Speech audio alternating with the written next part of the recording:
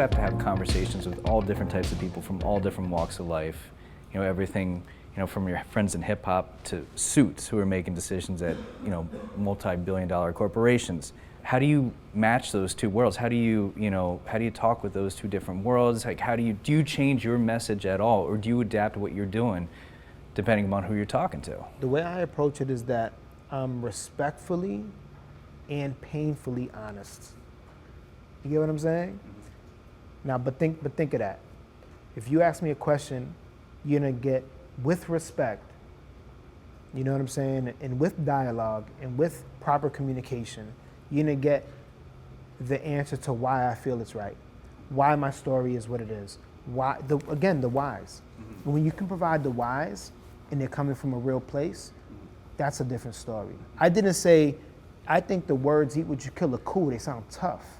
I didn't start in that way. I didn't say, I need a phrase that's gonna make me look cool and tough and street, and you know what I mean? It wasn't that. It was, hey, listen, man, I'm trying to show kids that this is what it is. And whether I'm talking to, a higher up at Puma or Killer Mike or someone in the music industry, I'm transparent in that way.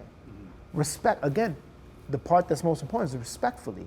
I don't treat anybody like they should know what I know. You're stupid for not knowing what I know. Damn, you don't understand what's going on. I don't approach it like that.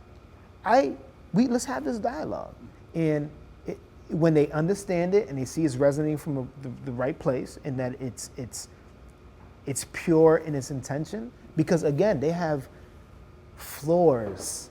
Germany, the US, they got offices filled with people that can do what I do. The difference is they work for Puma, the message is Puma. I work with Puma, the message is this, fueled by Puma.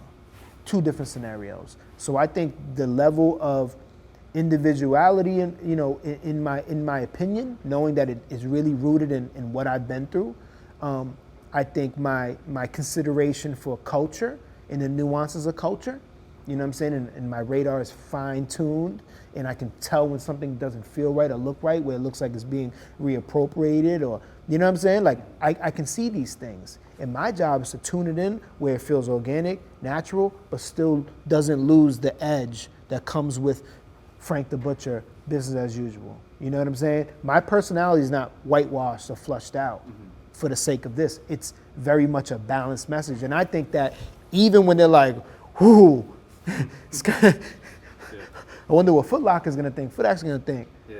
But they still support it because they're like, this is true. And you know what happened? It went up the flagpole, and Foot Locker, who owns Foot Action and all the, they looked at it and said, wow, we like this. This is the kind of stuff we're missing, because it's edgy enough to capture the attention of a kid, but it's rooted enough in reality and in the message that it's not irresponsible to have this poster hanging in one of their businesses. This poster might be polarizing in the way that it looks very aggressive and edgy and street, but the message is the counterbalance to this. Frank, thanks so much for talking with us today. No problem, my pleasure. Really, I appreciate it. I appreciate the interest in what I do, because like I said, it's not just about commerce. I could have got a job a long time ago that made me more money. And you know what I mean? It's not about money, it's about fulfilling something else. And I appreciate you guys taking the time and listening to why I do what I do, as opposed to what I do. I want to know, why do I do the things I do? And I think that's important, so I appreciate that. Thank you. Well, we appreciate you taking the time to explain the why My behind the how. My duty. Absolutely. So thank you. Thank you.